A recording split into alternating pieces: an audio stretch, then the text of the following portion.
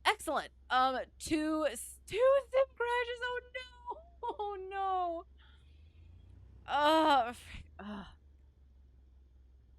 Do we want to call that was within,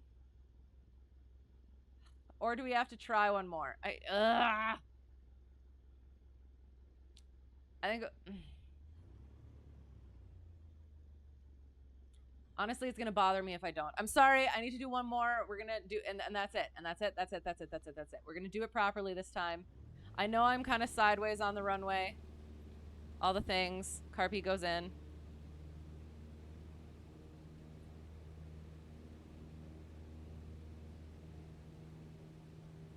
But what do you usually do? And which do you prefer, MSFS or X-Plane? And what is specifically X-Plane? And I'm sorry for your sim crashes, though. Okay, we're gonna try one more. I'm gonna and that's it. And we're gonna hope that at least it's not horrendous. We're gonna give ourselves a little bit more room to actually get up to... Oh, you know what? Oh! The 4X guy, thank you for the follow. I appreciate it. Thank you for being here. Thank you for putting up with me. And we're gonna... I'm determined. The spirit is willing, but the ability is weak. Although that's gorgeous. Look at this, though.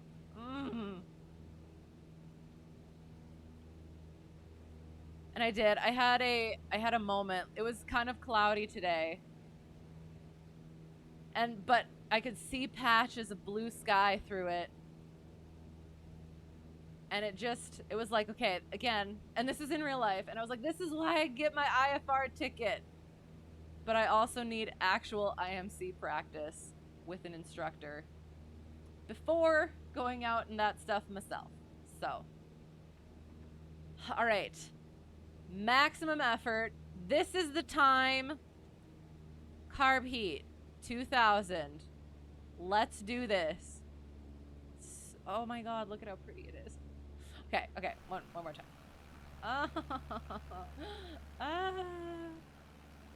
I am not good at doing... Ooh, there. Wow. Gorgeous. Okay. All right, okay, now I have to... Shoot. I forgot I was in crosswind. We're going to maneuver horribly so that we get into proper positioning where we're supposed to be for the power off 180. You never got off the ground for wings. I have our number 6. Oh, no.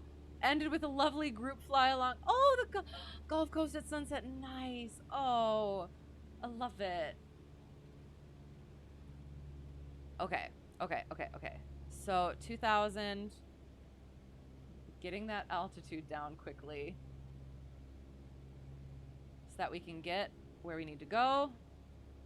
Okay. All right. Turning out again. So coming up on our spot, the 1,000 footers, power out, carb heat is out, and our glide we think is 60.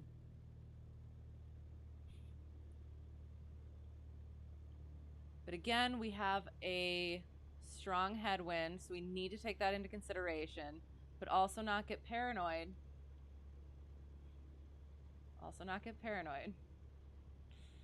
I'm getting paranoid. Okay. It's just it's just coming in for a landing, emergency potential landing. We're gonna bring that out.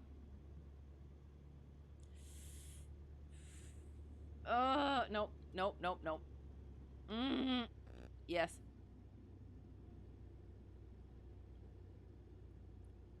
Oops, and then we're gonna turn directly.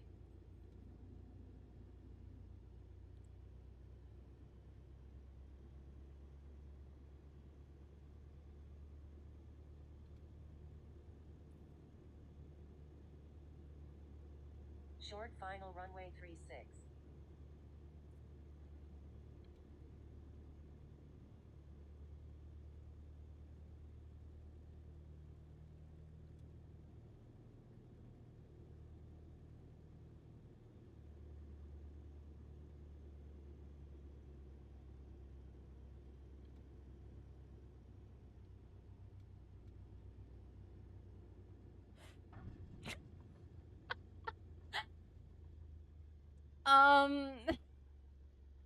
Airspeed, like,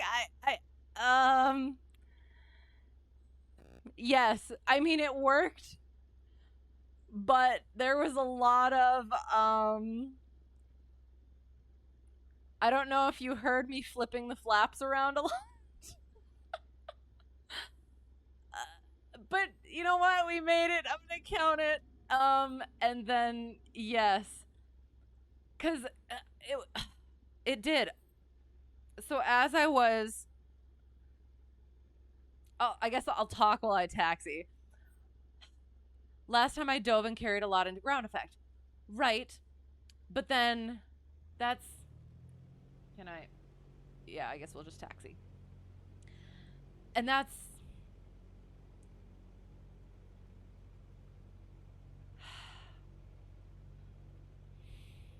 energy management, right. But I'm still, okay, so as I was coming in, airspeed does not need to be alive.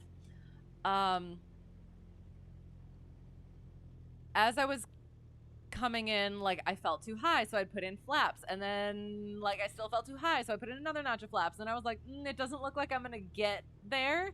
So then I took out flaps, and then it seemed like I was going a little bit too much, and then so I put flaps in. And then it was like as I got there, as I got closer to the ground, I was like, okay, so it's kind of dragging me a little bit. So then like I took flaps out, but then I realized I was like, wait, I'm supposed to put flaps in ground effects so that it balloons it a little bit. So yeah, I don't know. I was just, honestly, again, it worked, but I don't think that it wasn't. I don't think it was really proper at all. And then I was noticing my airspeed where I was gliding, and then I put flaps in, and then I was like too high, so then I took flaps out, and then that brought my speed up. So then I think I can't remember. So I should have worked on the one of the things is like to pitch to counteract the flaps, but also put in flaps when I know I shouldn't. I don't know. But again, I made it, so we're just gonna count it and be okay with it. I know, I wouldn't count on being able to manipulate flaps so much with a truly dead engine. Exactly, and that's why, like, I feel like it shouldn't count. But I can't do another one. Hey, if it gets me through Checkride, I'll work on actual stuff. I feel like he probably would not be okay. Well, I don't know. Yeah, it was kind of a cheap win at the end there, but again, I'm gonna be okay with it. Okay. Oops. I forgot. I still need to do track IR. I was like, oh, I'll at least be able to take my headphones off so that I can think a little bit. But okay, so we get back from Checkride. Hopefully he hasn't said unsat again. And we still continue doing the plane. We bring things up, carb heats out. And we trim for takeoff, fuels on both, and then we shut all the things off. Oop, wrong way. Down. Down.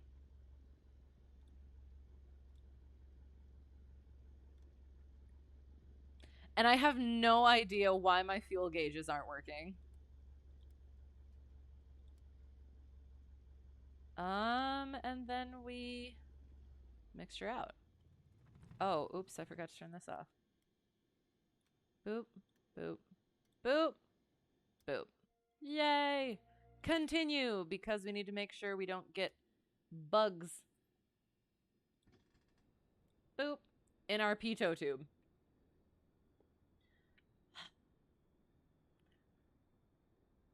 Yeah, I do. I almost feel like I can't count that one as a win, but honestly, ugh, I must. I must. I'll keep working on it. And I put the thing in, right? I can't even remember. Yes. Okay. All right. Okay. I do kind of want to see where my oil is. 5.6 quarts. I think we're okay. What is that? Charge battery or change battery? Engine health at 90%. Interesting. Okay. Okay. We will. God, that's gorgeous.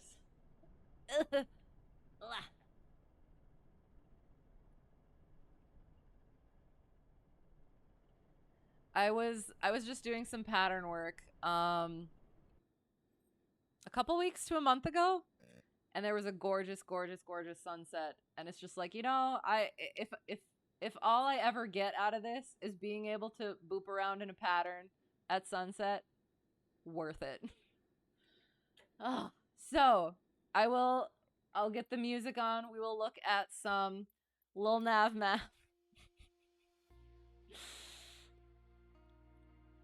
Embarrassing LittleNavMap. I have to remember what we all did. Where is it? That one, and that one, and that one. All right, so we started out, and we Chandelled our way up. And then what did we... Oh, we were slow flighting. And I was attempting to answer questions. Attempting. I appreciate the student pilot questions. And then we did this, and then we steep turned. I think were these just steep turns? Oh, I should probably remember to teach clearing turns as well. And then... Oh, look at that tiny little circle. I don't remember what it was. Is that just a turn? No, that wouldn't have been a turn around a point, would it? I don't remember. What are all these circles? I don't remember what these circles are. I assume they're steep turns. I assume those are tiny steep turns. And then we came around here, and we... This was an attempt. This was an attempt at a turnaround a point, and then we decided to do something else. And then we did some turns around points, question mark. While talking about turns around points. And then, these aren't horrible. They could be better, however. So we S-turned. So again, so the wind was coming from this way. It seems like the wind is coming from this way, I guess. Which is definitely not what I was thinking it was. Amazing. I'm really good at judging where wind is coming from. So yeah, so this could have turned earlier, could have turned a little bit later, could have turned a little bit earlier, could have turned a little bit later. But they're S-ish shaped and slightly, like, yeah, over on the side. And making sure we get the bank to neutral when we're passing over it again. Excellent. And then we made our way, and we did this. So again, like right in here, doesn't it look kind of like toast? Yeah, toast. Yeah, and here, and again, I want to point out the wind was, hang on.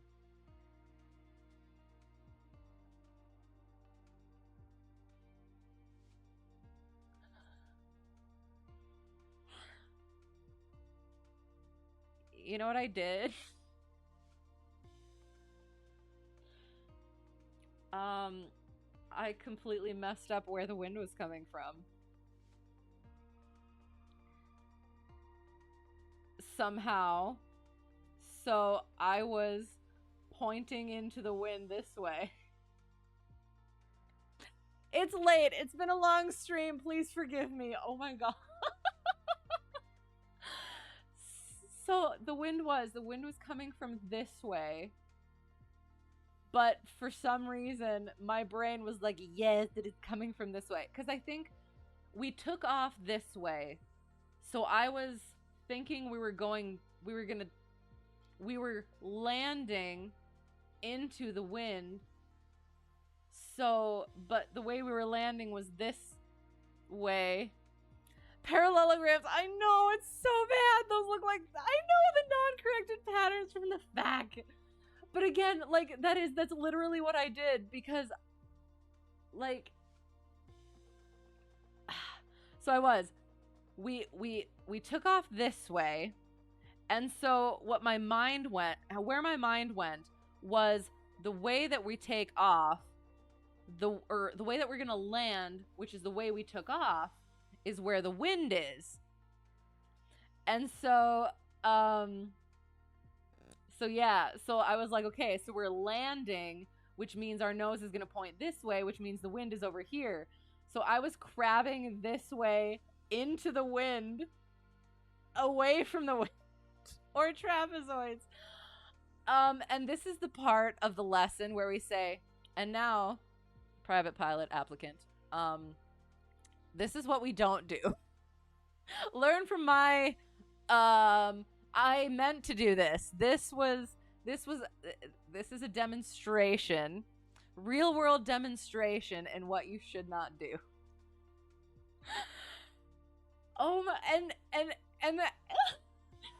I remember thinking, like, it's doing everything the opposite of what I'm expecting it to do. Like, I'm crabbing this way because the wind is coming this way, and I'm getting pushed off this way. Well, no words I can't say because I'm a freaking lady.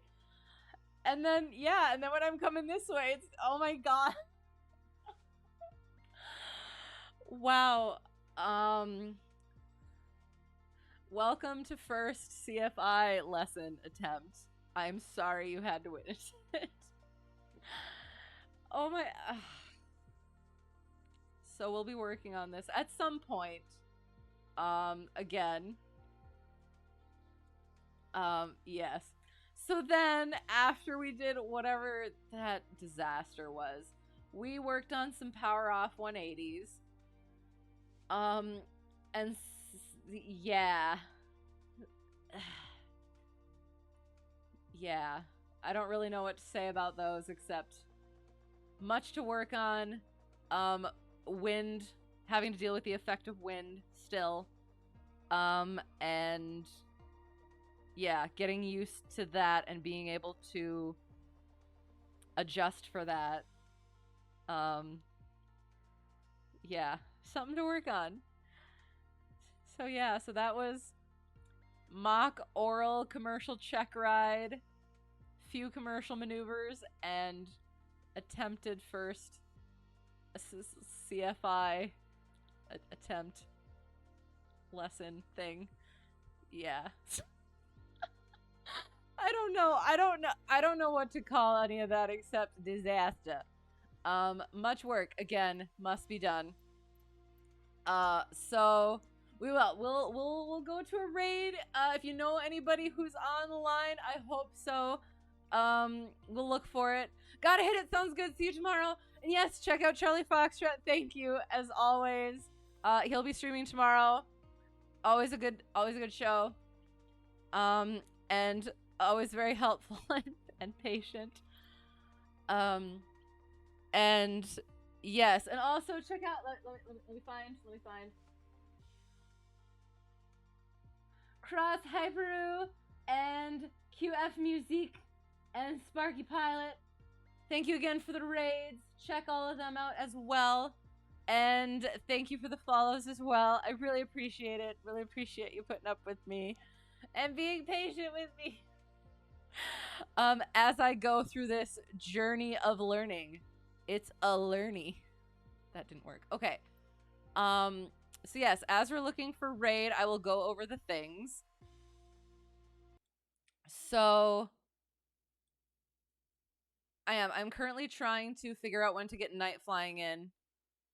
So Thursdays we usually do Sherlock. We're reading through Sherlock. All of the Sherlock Holmes. And Sundays we're usually doing Chips Challenge. Classic competitive Chips Challenge. However, I reserve the right to wait, I need to do this first. Browsing for a raid. What am I trying to say? I reserve the right to, if I need to, either because I have to do night flying, or because I'm tired and or need to do, yeah. So again, that is the those are what we usually do. Thursday, sure. Sorry, very tired, looking for things.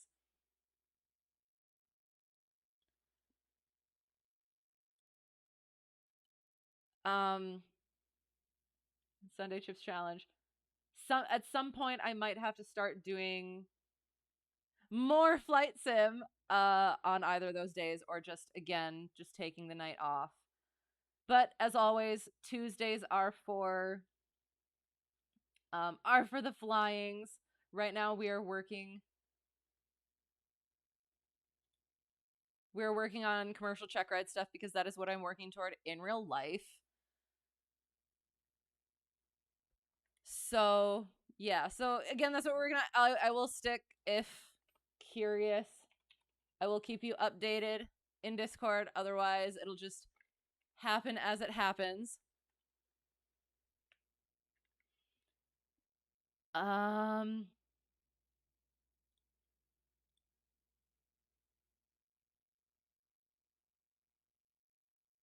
Oh, you know what? We've been over here. 1 second.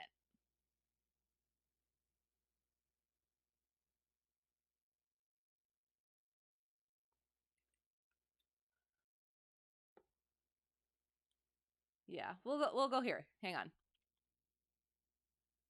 I'll set that up quick.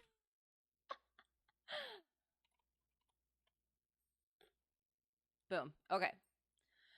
So yes, sorry for the blah.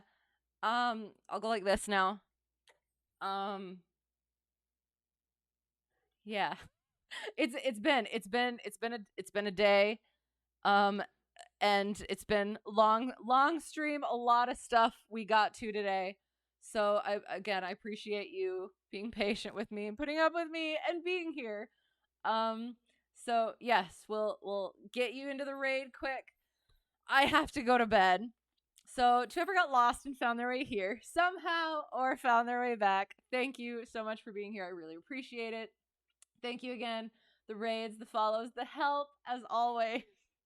I do appreciate it so much. It really does. It really gets me into like Checkride mode, as well as now getting instructor sort of thing at some point eventually, and being able to actually understand the stuff better myself as I think about it. So yeah, so I appreciate it very much. I hope you have a great whatever it's gonna be for you. I think I said that right. Have a great whatever it's gonna be for you. Hope to see you again soon. There we go. And until next time, if I've forgotten anything, brain is mush. So yeah, I think that's it. So again, thanks. Have fun in the raid, and bye.